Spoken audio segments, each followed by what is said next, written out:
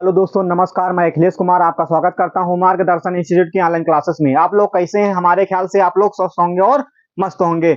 आइए हम तिरंगा बैच रेलवे में जो साइंस पढ़ा रहे हैं, बहुत अच्छे लेवल की साइंस आपको हम पढ़ा रहे हैं। लगातार रेगुलर आपको साइंस मिल रही है।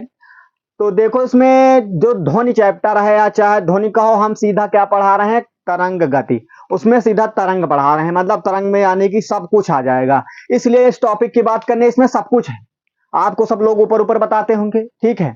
हम आपका सिलेक्शन करवाने के लिए सोच रहे हैं। हम ऊपर ऊपर नहीं बता रहे हैं कि आपको हम ऊपर बता रहे हैं। पूरा लिखा हुआ मैटर आप कहीं से मिला लेंगे तो बुक ही से मिलेगा, कहीं अंत से नहीं मिलेगा कि आप सोचो बुक से नहीं मिलेगा और किसी का पढ़ाया हुआ नहीं मिलेगा। नहीं सोचो कि किसी चैनल से पढ़कर तो यहाँ से पढ़ा रहे हैं, ऐसी कोई बात नहीं है। हम आपको अपने प्रकार से अध्ययन कर से बुक से तो हम आपको पढ़ा रहे हैं साइंस। और साइंस का ऐसा रोल जो रेलवे में आता है, और चाहे रेलवे टेक्नीशियन हो, चाहे एनटीपीसी हो, चाहे ग्रुप डी हो, ठीक है, और टेक्नीशियन हो चाहे, तो उसमें जो रोल है साइंस का, बहुत अच्छे लेवल का रोल है। अब इसमें आपको तरंग में धुन तरंगे कैसी होती है सब बताते हैं। धुन तरंगे वायु में कैसी होती हैं, ध्वनि में भूकंप वाले में किसमें होती, ये सारी हम बात आपको बताएंगे। इसीलिए पूरा नए सिरे से चलते हैं, जीरो से हाई लेवल तक का। केवल आप क्या करो, अच्छी प्रकार से वीडियो देखोगे तो अच्छा, और नोट्स आपकी अच्छी तैयार हो जाएगी। आइए फिर सीधा टॉपिक की बात करते हैं। फर्जी वाली बात कोई नहीं करेंगे, सीधा टॉपिक की बात कर देंगे, क्योंकि आपको हम डेली मोटिवेट कर रहे हैं। आप मोटिवेट हो चुके हैं, अपनी पढ़ाई का लेवल आप बढ़ाना शुरू कर दीजिए। आइए बात करते हैं।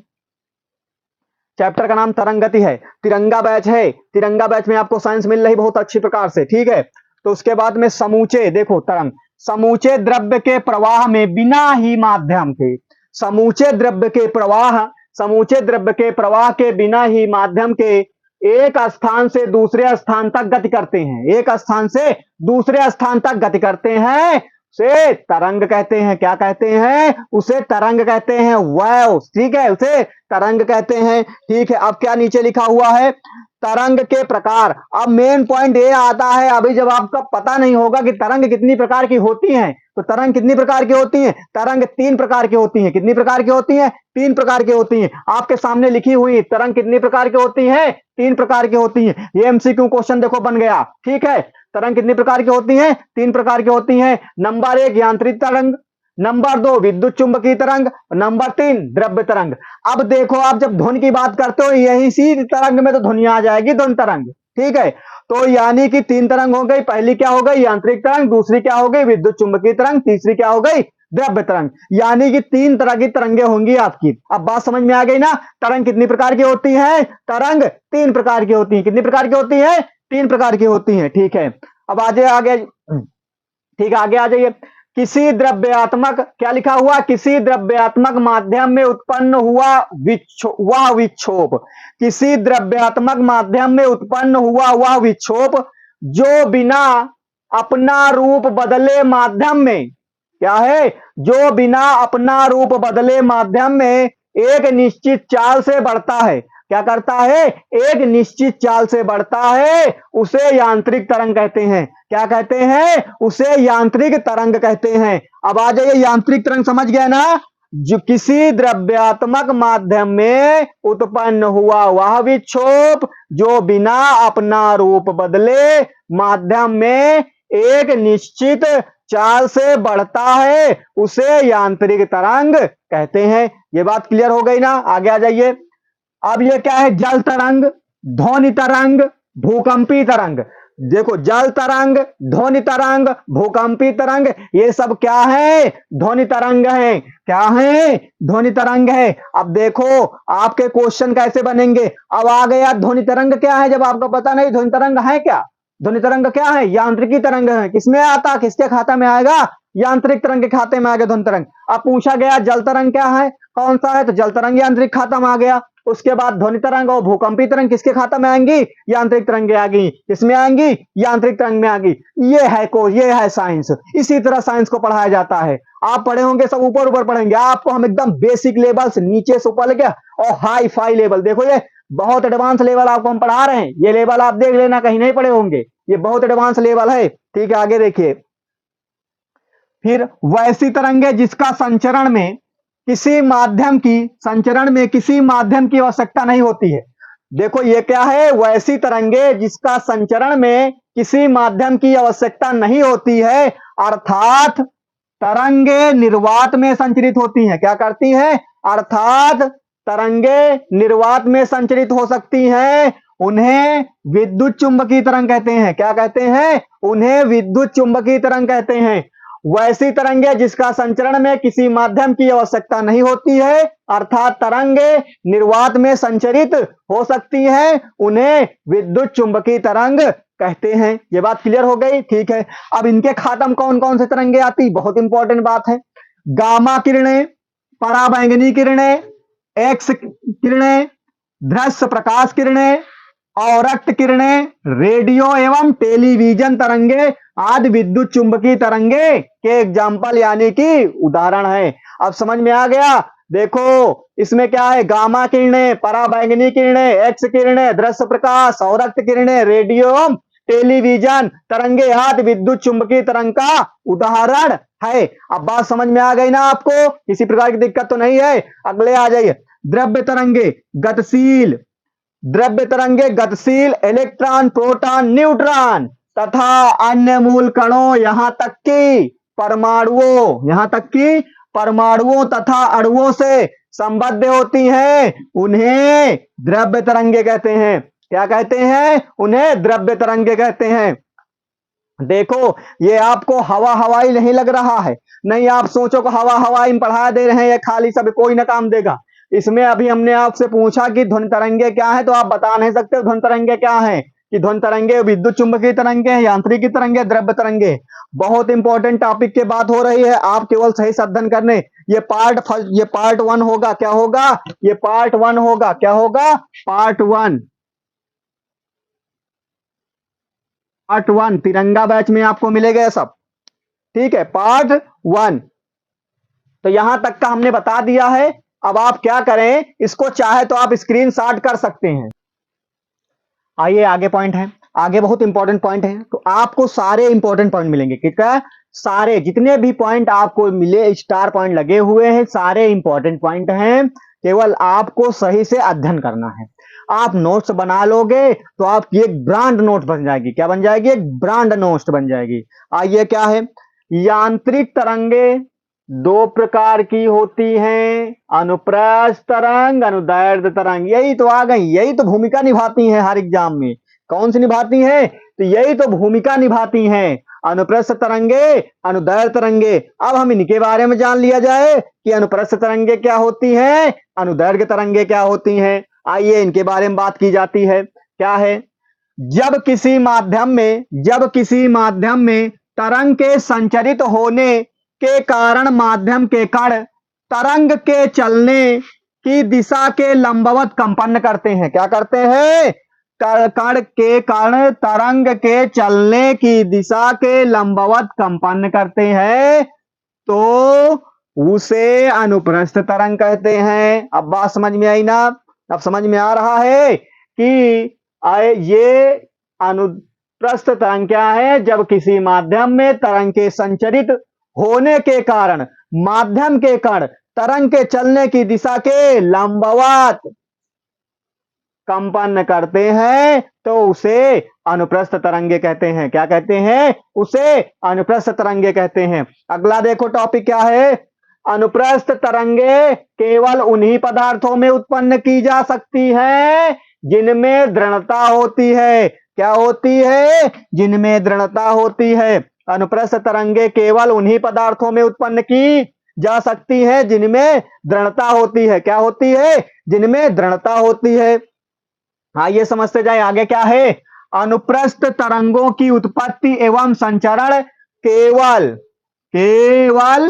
ठोस पदार्थों एवं द्रव की ऊपरी सतह पर ही होता है। यानी कि कहने का मतलब होता ये कि अनुप्रस्थ तरंगें ज्यादातर ठोस पदार्थों में ही पाई जाएंगी और या तो द्रव के ऊपरी सतह पर। अब बात समझ में आएगी ना? यहां से आप पॉइंट नोट कीजिए, ठोस पदार्थ, द्रव की ऊपरी सतह। कौन सी तरंगे? अनुप्रस्थ तरंगे। कौन सी तरंगे? अनुप्रस्थ तरंगे। आ रही बात मेरी समझ में? किसी प्रकार की दिक्कत तो नहीं आपको? ठीक है, आगे बढ़िए।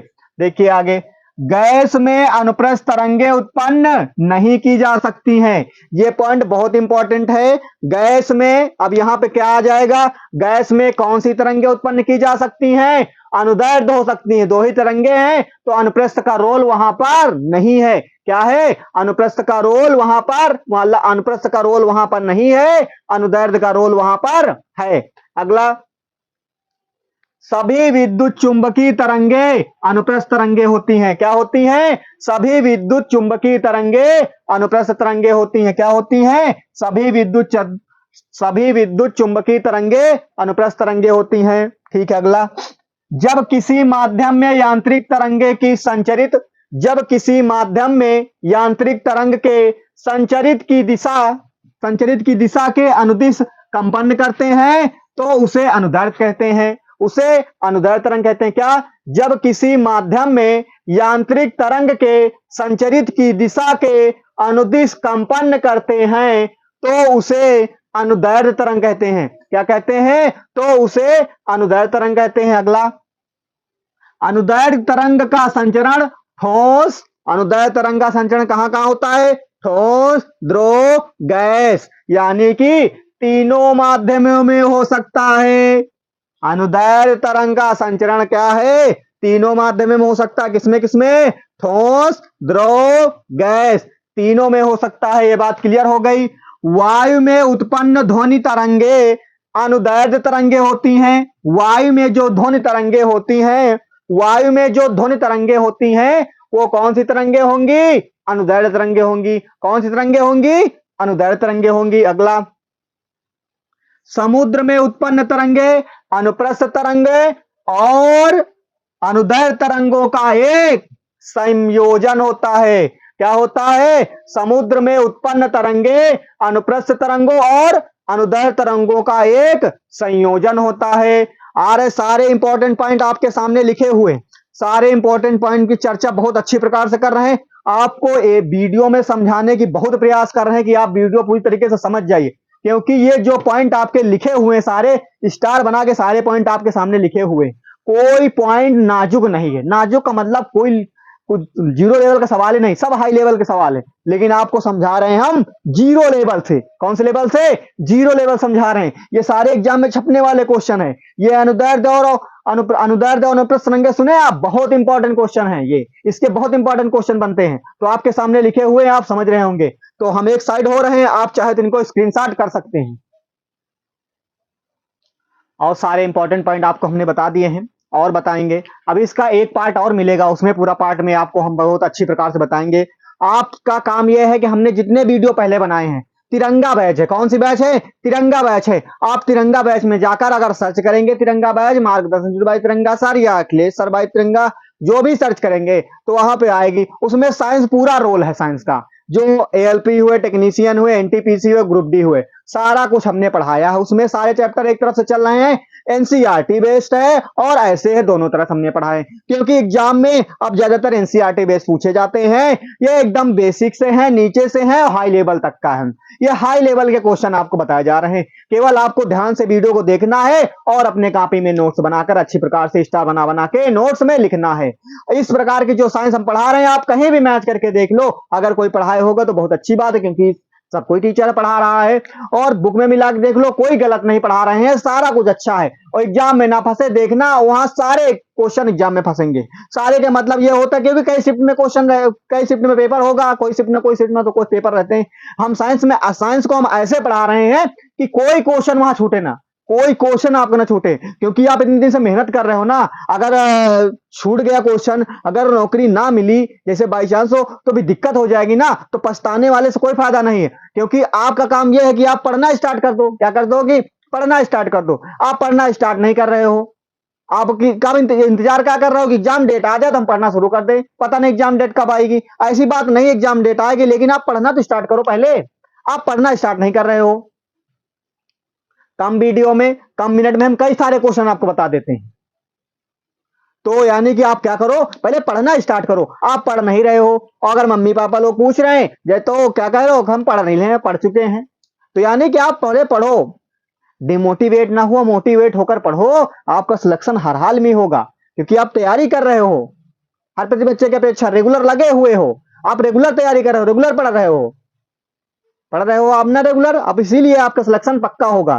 तो यानी कि हम आपको साइंस पढ़ा दे रहे हैं कि रेलवे में साइंस छूटेगी नहीं आप कहीं से। तो ठीक है, अब आइए आगे जो और क्वेश्चन लिखे हों उनके बारे में बताते हैं, मतलब जो इंपॉर्टेंट पॉइंट क्या लिखा हुआ है। और तनी हुई डोरी में, देखो डोरी तो तनी होती हमेशा, अगर जो डोरी चाहे कोई भी डोरी हो, अगर डोरी तनी हुई है, तनी हुई डोरी में हमेशा अनुप्रस्थ तरंग का उत्पन्न होती है। कौन सी तरंगे उत्पन्न होती है? अनुप्रस्थ तरंगे उत्पन्न होती है।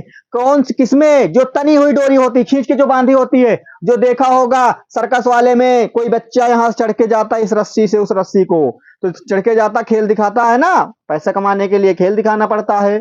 तो कहने का मतलब ये है, अब आप समझ जाइए कि छोटा बच्चा रस्सी पे चलता है तो पैसा कमाता है। रोड किनारे देखा लगा होगा कि सर्कस टाइप में लगा रहता, उस छोर से रस्सी बांधी होती है इस छोर से के लिए। तो कहने का मतलब ये है कि जो वो तनी हुई डोरी होती है उस हमेशा उसमें अनुप्रस्थ तरंग उत्पन्न होती है। कौन सी तरंग उत्पन्न होती है? अनुप्रस्थ तरंग उत्पन्न होती है। ध्वनि का अध्ययन क्या क्या कहलाता है? एकॉस्टिक कहलाता है। क्या कहलाता है? एकॉस्टिक। ध्वनि का अध्ययन क्या कहलाता है? एकॉस्टिक कहलाता है। ये बहुत इंपॉर्टेंट है, बहुत बार पूछा गया है रेलवे में। ठीक है। गिटार, गिटार के तार के द्वारा हवा में उत्पन्न तरंगे अनुदैर्ध्य होंगी। कौन सी होंगी? गिटार के तार में, तार के द्वारा हवा में उत्पन्न तरंगे अनुदैर्ध्य होंगी। कौन सी तरंगे होंगी? अनुदैर्ध्य तरंगे होंगी। कौन सी होंगी? अनुदैर्ध्य तरंगे होंगी। फिर उसके बाद किसी स्प्रिंग के द्वारा उत्पन्न तरंगे अनुदैर्ध्य तरंगे होती हैं। जो स्प्रिंग होता है, जैसे स्प्रिंग है, स्प्रिंग देखे ना आपने, स्प्रिंग गाड़ी में लगा रहता, साइकिल में लगा रहता, हर उसमें अब जॉब देखा स्प्रिंग लगी होती है, तो उत्पन्न तरंगे अनुदैर्ध्य तरंगे होती हैं। कौन सी तरंगे होती हैं? अनुदैर्ध्य तरंगे होती। ये बहुत इंपॉर्टेंट पॉइंट है, ये एग्जाम में पूछे गए हैं। चाहे आप रेलवे में तो हम पढ़ा रहे हैं, लेकिन नेवी एयरफोर्स में पूछे जा रहे हैं क्वेश्चन। समझ रहे हैं मेरी बात को आप? तालाब शांत जल में, तालाब जैसे तालाब में शांत जल रहता है, शांत जल में पत्थर फेंकने के बाद अनुदैर्ध्य एवं अनुप्रस्थ तरंगे दोनों होती हैं। जैसे शांत जल होता है, आप छोटे में जाते हो, ले उठा है गुम्मा ले गुम्मा, फेंको फेंक लगाए पड़े रहते हो ताल में, कहीं हो ना कब भसे मचाता। क्या होता है? कब भसे मचाता है। जब वो कब भसे मचता है तो देखो लेयर टाइप में ऐसे ऐसे ऐसे ऐसे करके लेयर टाइप में तरंगे निकलती हैं। तो उसमें कौन सी तरंगे होती हैं? अनुप्रस्थ तरंगे, अनुदैर्ध्य तरंगे। जब ऐसे कब भस मचता तो ऐसे ऐसे तरंगे देखो टाइप में जाती ना, ऐसे हिलते हिलते हिलते हिलते हिलते हिलते कई लेयर में। ठीक है, तो वहां पे क्या होता है? अनुदैर्ध्य और अनुप्रस्थ तरंगे उत्पन्न होती हैं। अगला आ जाइए, ध्वनि का वेग हवा में कितना होता है? 332 मीटर पर सेकेंड। ये कई बार एग्जाम में पूछा गया है, ऐसे भी एसएससी जीडी में किसी भी में हो। तो ध्वनि का वेग हवा में कितना होता है? 332 मीटर पर सेकेंड होता है। कितना होता है? 332 मीटर पर सेकेंड होता है। शुद्ध पानी में वेग कितना होता है? 1435 से शायद नहीं दिख रहा होगा। तो शुद्ध पानी में वेग कितना होता है? 1435 मीटर पर सेकेंड होता है। 1435 मीटर पर सेकेंड होता है। अगर आप वीडियो देख रहे हैं तो आप अगर चैनल नहीं सब्सक्राइब किए हुए हैं तो पहले आप चैनल सब्सक्राइब करें। और आप लाइक नहीं करते, पता नहीं क्यों। आप लाइक कर दिया करो ना, तो हमको लगे हम आपके लिए वीडियो बना रहे हैं। आप लाइक ही नहीं करते, केवल वीडियो देख लेते हो। अरे लाइक कर दिया करो, कम से कम कुछ बहुत कमेंट कर दिया करो। ठीक है, तो यानी कि वीडियो का अगर मतलब चैनल को अगर सब्सक्राइब नहीं किया, सब्सक्राइब कर लो, क्योंकि जैसे वीडियो बनेगी तो आपको पता चल जाएगा कि हाँ वीडियो इसमें आ रही है, बन रही है, चालू है, लाइव चल रहा, रिकॉर्डेड चल रहा, जैसा भी हो, तो आपको वीडियो पता चल जाएगा कि हाँ चैनल पढ़ाई चल रही है। तो आप जब सब्सक्राइब नहीं करोगे, बेल आइकन नहीं दबाओगे, आपको कैसे पता चलेगा?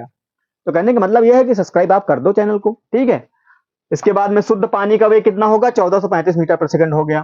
ठीक है, अगला आ जाइए, ध्वनि का वेग सबसे अधिक किसमें होगा? ध्वनि का वेग सबसे अधिक होता है एल्युमिनियम में। ठीक है, किसमें होगा? एल्युमिनियम में होगा। किसमें होगा?